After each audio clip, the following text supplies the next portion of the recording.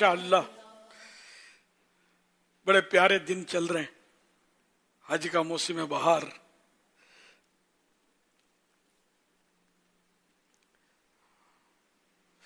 तो धूप में क्या करना चाहिए और बारिश में क्या करना चाहिए? बारिश का तो लोग इंतजार करते हैं, धूप का नहीं करते, बारिश का करते हैं। जो बारिश आती है तो वैसे खुश होते हैं जैसे मछली दरिया में आ जाए तो खुश हो जाए। वो इसके बनाएंगे और पैगामात चलाएंगे और खुशियों, ओए बारिश आई है, बारिश आई है। तवाफ किया मैंने बारिश में, पर नाले से पानी जो निछावर होता है हतीम पर वो दिखाएंगे वगैरह। और मदीने पाक के बारिश का भी इसी तरह खुशी से लोग तस्करा करते हैं। तो इसमें तो ये एहतियात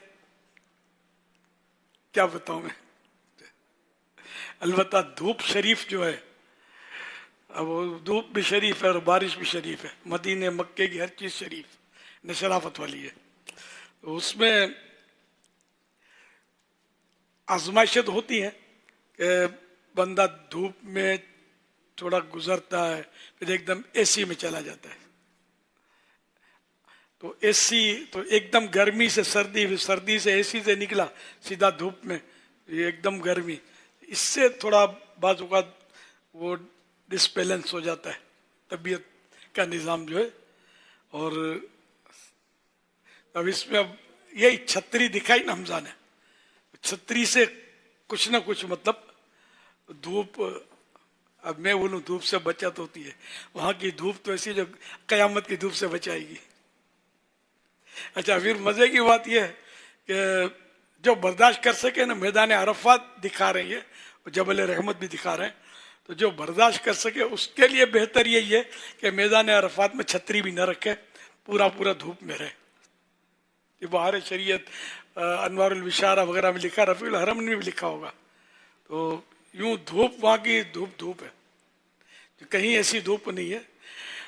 वो किसी मोहब्बत वाले ने कहा ना, धूप ठंडी ठंडी है, छाँव में की है, शहरे मुस्तफा तेरी बात ही निराली है। ताहम यह कि अगर तबीयत बर्दाश्त नहीं करती तो फिर यह क्या करना चाहिए हर समझदार समझ सकता है। मुझे अल्फाज नहीं मिलते बोलने के लिए। यहाँ की धूप और गर्मी का तो मैं हो सकता है कोई लेक्चर दे दूं, लेकिन वहां डर लगता है। अल्लाह पाक हमको वहां की गर्मी भी नसीब करे, सर्दी भी नसीब करे, बारिशें भी नसीब करे, हर मौसम में मदीना मक्का दिखा दे हमको अल्लाह पाक।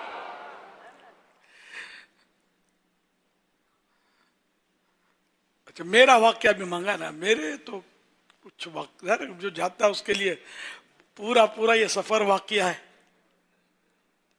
घर यानी वाक्य शुरू कब होता है?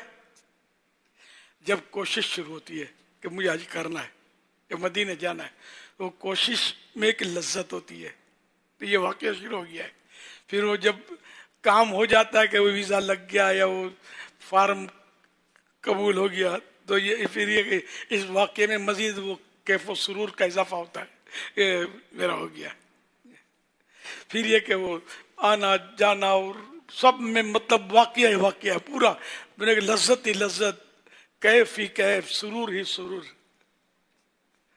इसमें क्या क्या सुनाऊं, ताहम मतलब कभी पहले भी सुना है इस तरह के वाक़यात मैंने। बाद में बड़ा दिलचस्प है वाक़यात।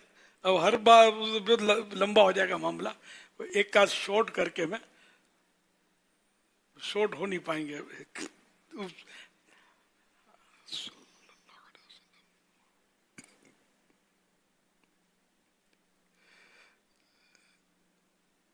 एक बार जब हम हज पर सन 80 में फर्स्ट टाइम हाँ सफ़र मदीना हुआ था, तो कुछ सादात किराम से मेरी दोस्ती हो गई। अब तो अकेला ही गया था। उस सादात किराम ने ऑफर की कि आओ हमारे साथ आप हज करेंगे। मैं तो ढूंढता था कोई मिले। चश्मे माँ रोशन दिले माँ शाद, मेरी आंखें ठंडी, मेरी आंखें रोशन और मेरा दिल खुश। तो मैं इनके साथ चल पड़ा اچھا یہ سادات کرام مجھ سے محبت کرنے لگے تھے، تعارف وہیں ہوا تھا، مدینے میں رہتے تھے، یہ کام کرتے تھے، وہیں تعارف ہوا تھا، اور پہلے سے کوئی جان پہچان نہیں تھی، محبت بہت کرنے لگے تھے مجھ سے.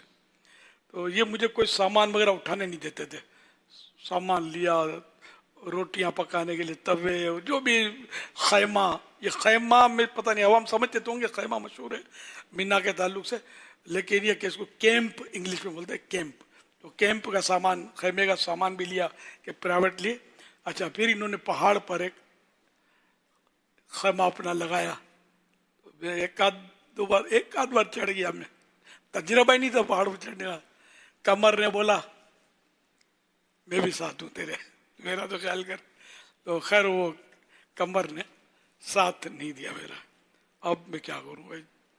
پھر مستشفے کا بھی شاید پھیرا لگا، ہاسپٹل کا. تو ہم پھر یہ کہ میرے ایک اور بھی کراچی کا میرے ساتھ ہو لیا تھا دوست، تو ہم دونوں مطلب اب یہ کہ اپنا خیمہ ہی بھول گئے.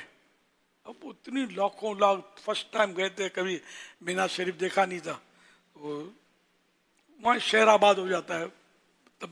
تو ہم مطلب بچھڑ گئے، اب دونوں اکیلے نہیں تھے، دکیلے دو تھے ہم. تو خیر ہم چلتے پھرتے، اب آگے بہت طویل ہے. تو ہم دو بھی ایک دوسرے سے بچھڑ گئے مینا شریف میں، قربانیوں کے بعد بچھڑ گئے. میں نے ظہر کی نماز نہیں پڑھی تھی،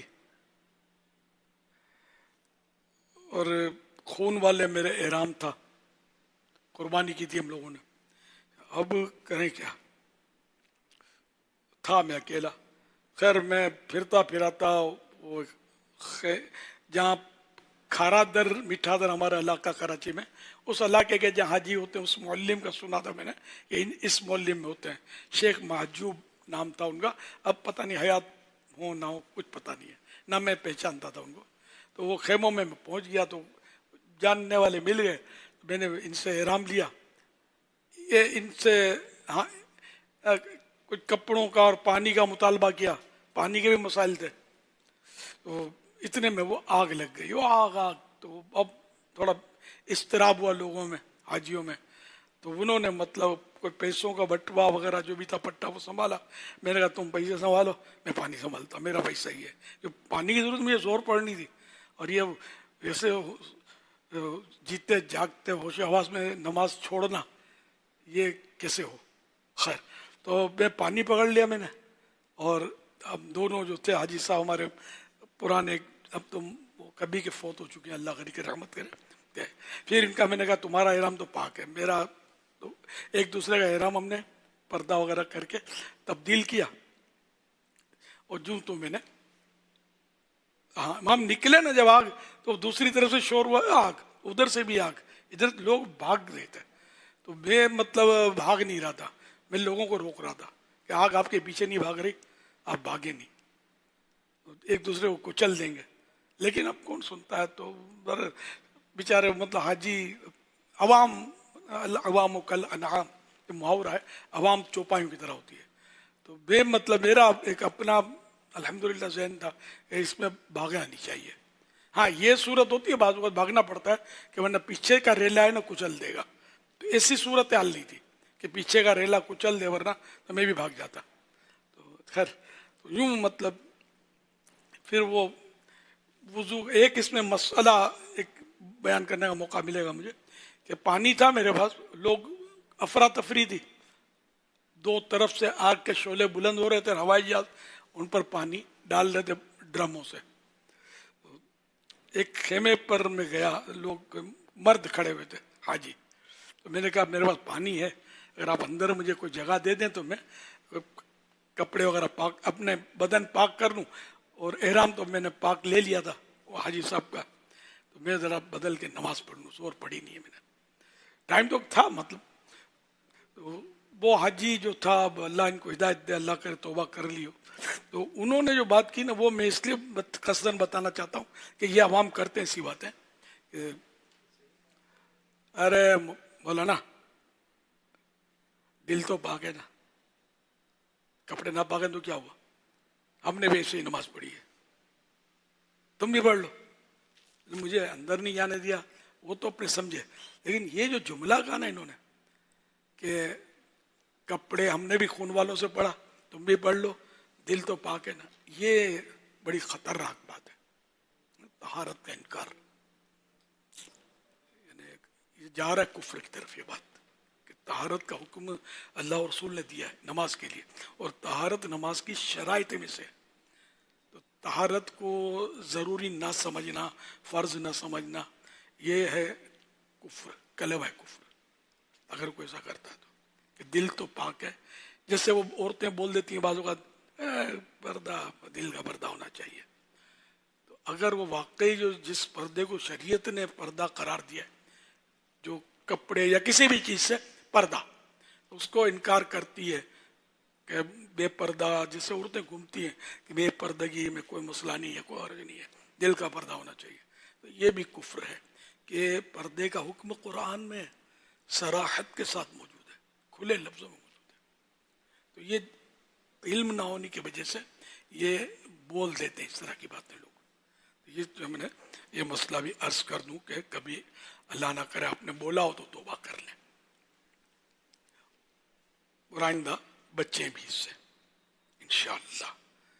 تو بہرحال یہ کہ اس طرح میں نے جوں تو کر کے ظہر کی نماز آخر کسی حمام میں جا کر، استنجا خانوں کے بھی لگے ہوتے وہاں، تو وہاں جا کر پاک کیا، اور پھر وہ پانی تو پورا نہیں ہوا کہ بدن وغیرہ پاک بھی کرنا تھا، خون کے چھینٹے اڑے تھے، تو میں نے پھر یہ کہ 2 بوتلیں خریدی منرل واٹر کی، خرید کر پھر بہرحال وضو کیا، کہ پانی تو اویلیبل تھا نہیں، تھا تو دور دور سمجھ نہیں پڑتی آدمی کیا کرے کیسے کرے، ہر طرف رش رش رش، تو یوں میں نے ظہر کی نماز الحمدللہ وقت کے اندر پڑھنے میں کامیابی حاصل کی۔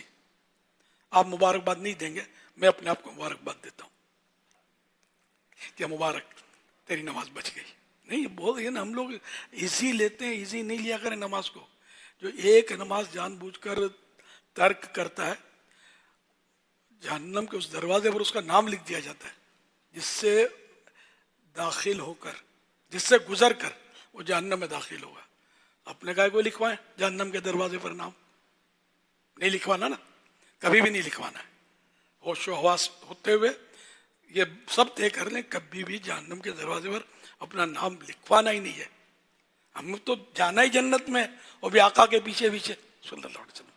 اور آقا فرماتے ہیں صلی اللہ علیہ وسلم، جعلت قرۃ عینی فی الصلاۃ، نماز میں میری آنکھوں کی ٹھنڈک بنائی گئی ہے، تو آقا کی آنکھوں کی جو ٹھنڈک ہے وہ نماز ہم چھوڑ دیں، یہ کیسے ہو سکتا ہے؟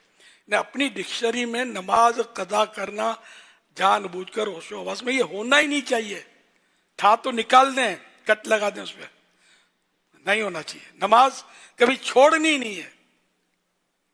آواز ہی نہیں آ رہی کچھ مجھے تو، جذبہ ہو یار، نماز نماز نماز نماز نماز، نماز کے بغیر آدمی کس کام کا؟ تو یوں مطلب یہ واقعہ میرا ہوا، آگے پیچھے بھی کچھ ہوتا ہے ان کے۔ چلو صلو علی الحبیب صلی اللہ علیہ محمد